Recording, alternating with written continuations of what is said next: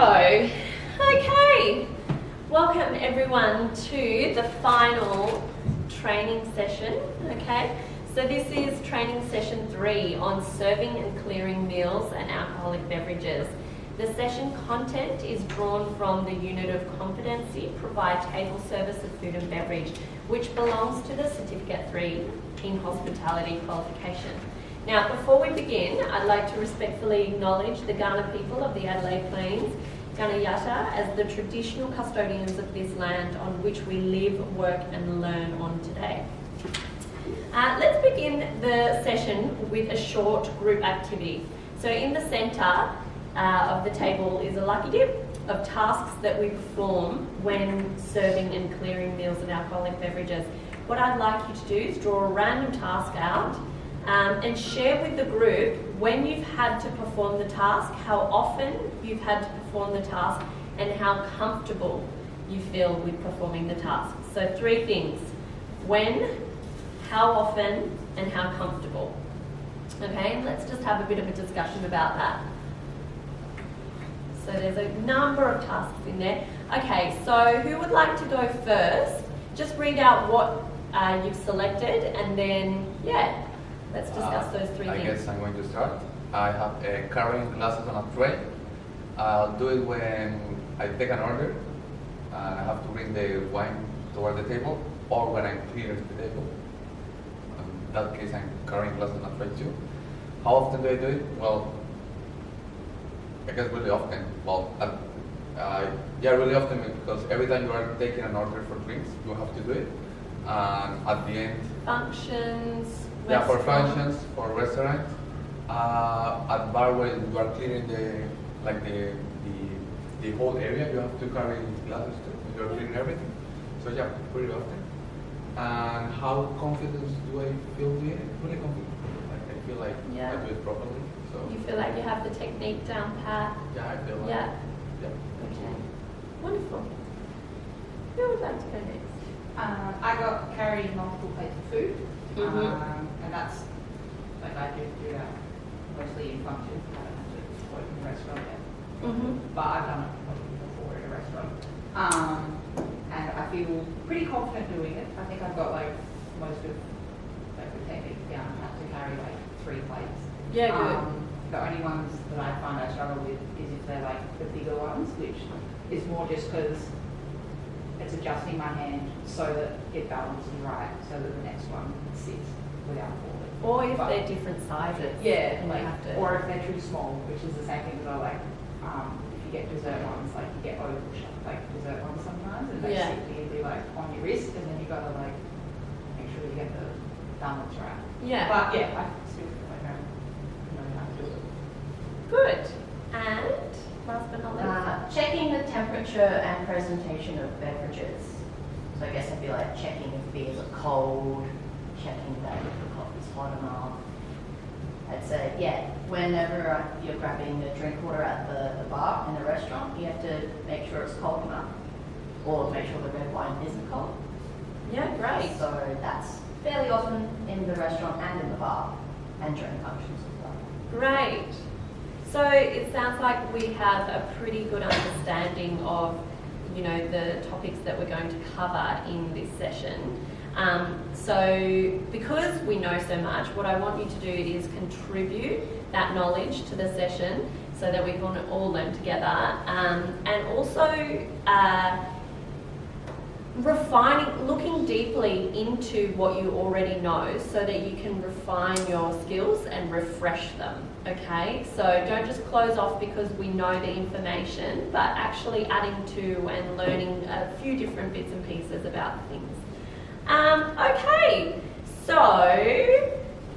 open your booklets to page 3. Now on page 3 is the listed outcomes of the session.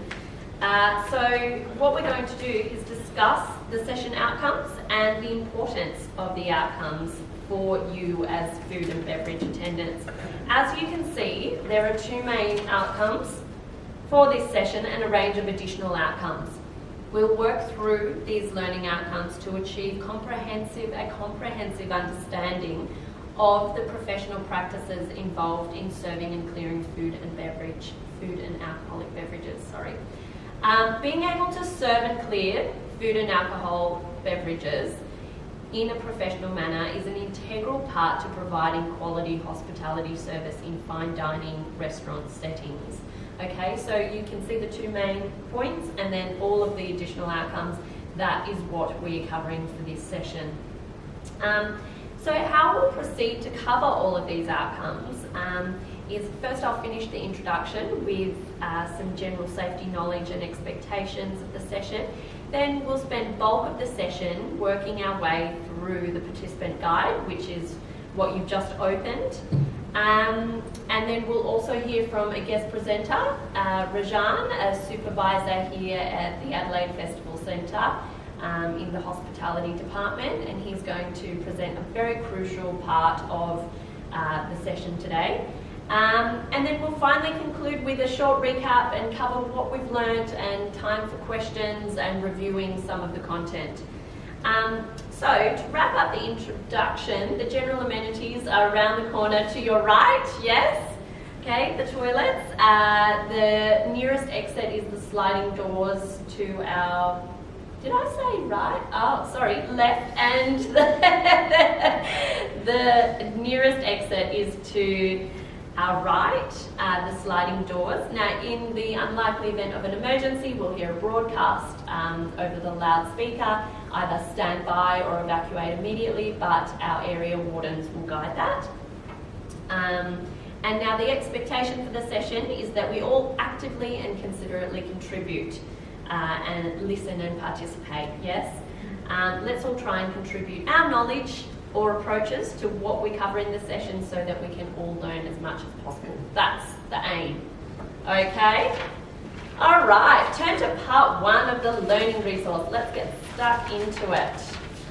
Okay, so we're going to move into the kitchen for this part, and I'm going to just run through how we collect meals from the kitchen, check for accuracy in presentation. The first part, let's go.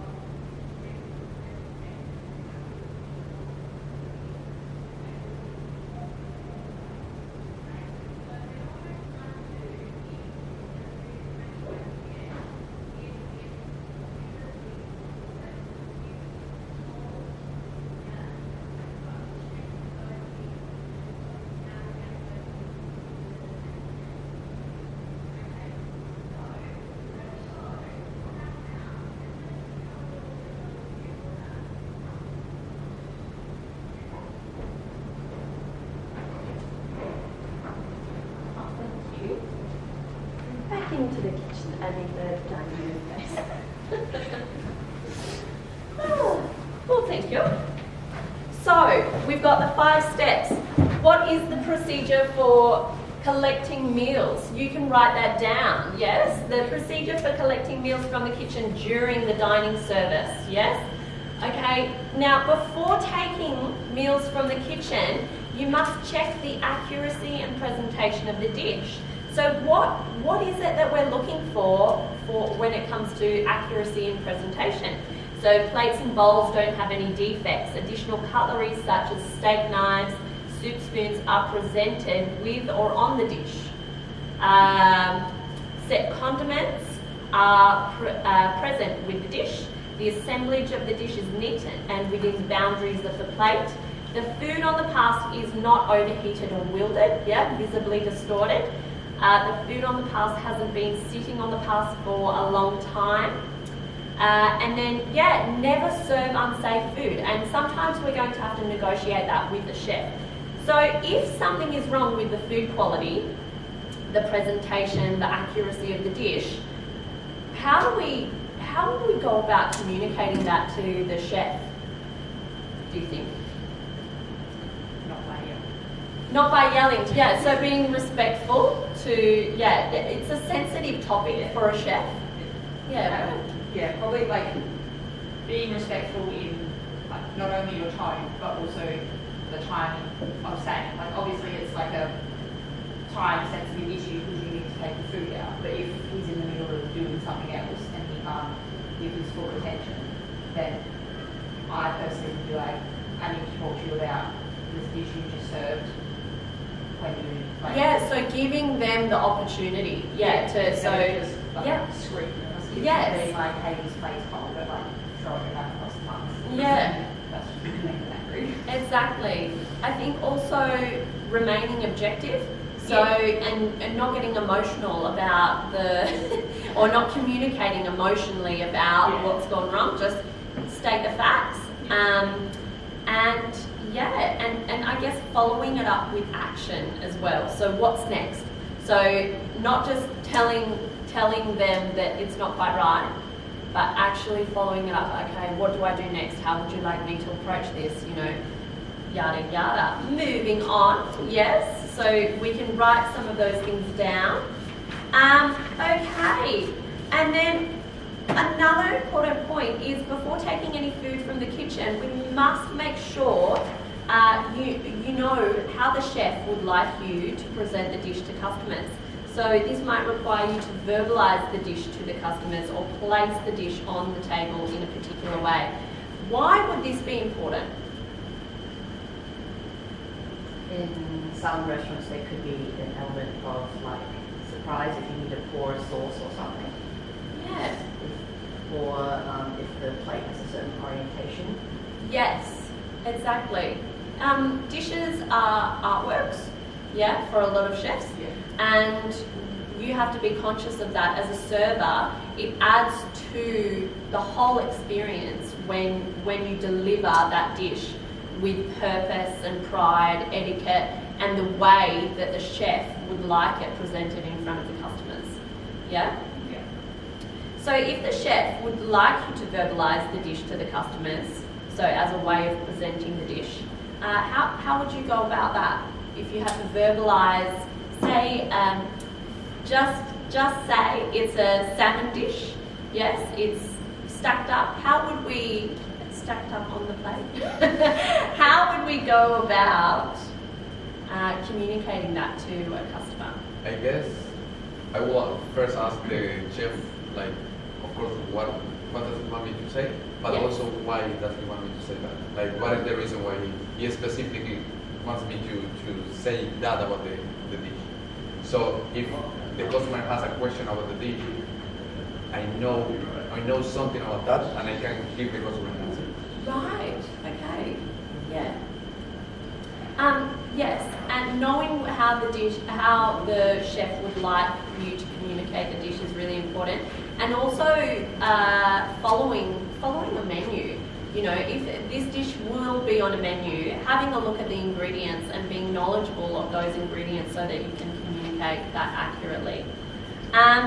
Brilliant, okay? And when you do such, communicating with good body language is very, very important. So using your hands to describe the dish and being forward and open to the customer is really important. Okay, so moving on. Use appropriate techniques to carry and place plates containing meals and serving to the correct person. So here are some things to consider when carrying and serving plates of food. 1. Is the place setting prepared for the dish? Okay. 2. Am I carrying the plates properly and in a way that highlights the food? 3. Did I place the food on the table accurately and with etiquette? Okay, 3 things when we carry and place plates down in front of a customer. Okay, let's look at this in more detail. Who would like to read out the first consideration? There's the place setting prepared for the dish. Place settings on tables need to be checked and adjusted before serving any item. This requires you to know what the customer has ordered, know what equipment to pair with the dish to make it consumable, how to remove and or add cutlery and or crockery with etiquette. Yes, exactly. So let's discuss some of those points. So is the place setting prepared for the dish? Okay.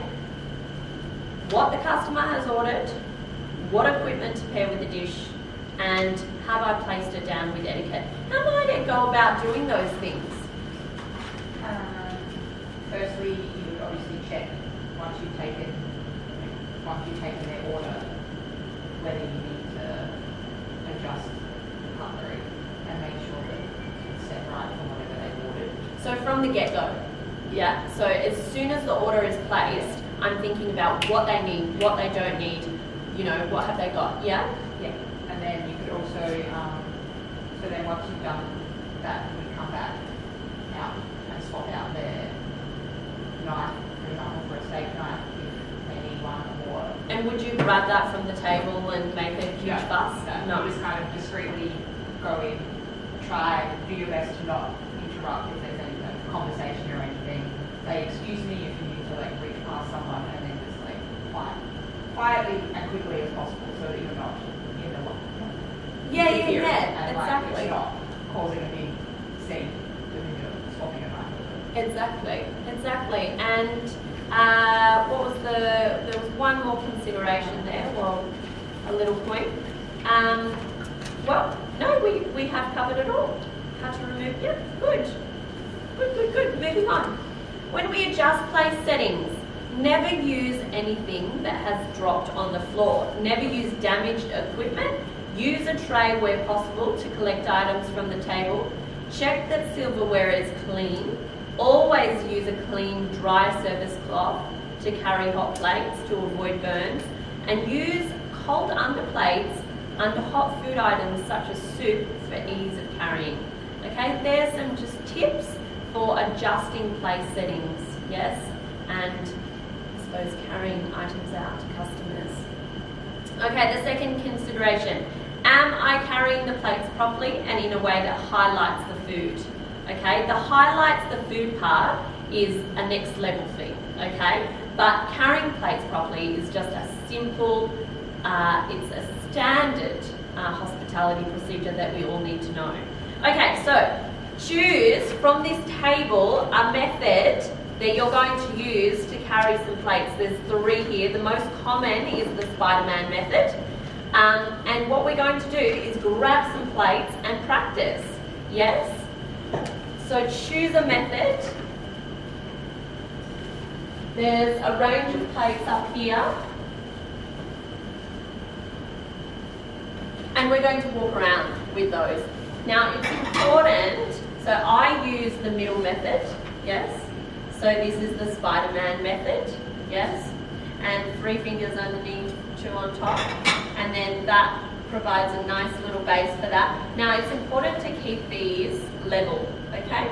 So not having them like this, not having them up like this, yes? So you drop your arms, you make a kind of square here, and then you make sure these are level. Sometimes I cross this thumb over and my wrists get very sore, okay? And then with this one, I was always taught that instead of carrying it like a pub open here, you cross it over and you create a nice line so that you carry that out to the customer. It just looks neater, okay? So let's choose a method, yeah? Picking up some plates.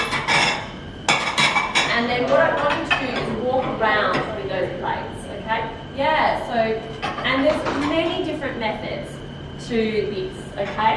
Join in. We're just on carrying plates, yes? So select some plates and pick a method. Great, now go for a little walk, yes? So carrying those, so drop your shoulders, everyone.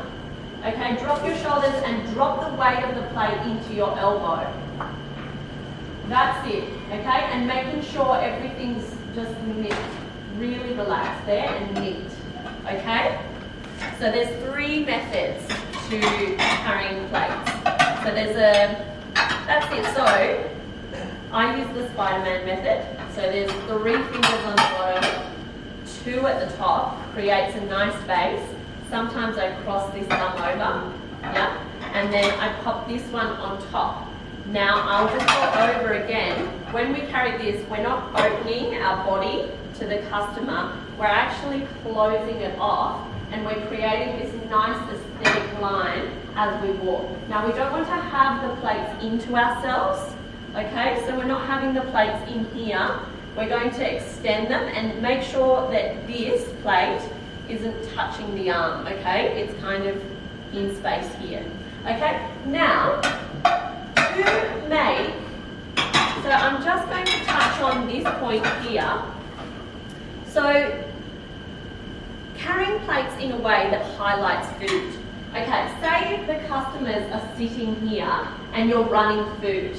It's actually important to drop the plates down and slowly walk past the customer, even if it's not their table, so that they can actually see other people's food items. How many times do we have customers say, oh, what are they having? Oh, that looks good. So it's kind of a smell, it's a sensory experience when you carry plates as well. So just slowly gliding past the customers kind of adds to the way that we carry plates. Okay? I was just going to say, I have noticed that, like, I know we know that all this weekend, Yeah. but I just noticed that I struggle a lot with keeping, like, the first plate level enough because Yes. it's heavy, because the first thing it does is, like, even It though goes I'm fold holding up. it and my whole hand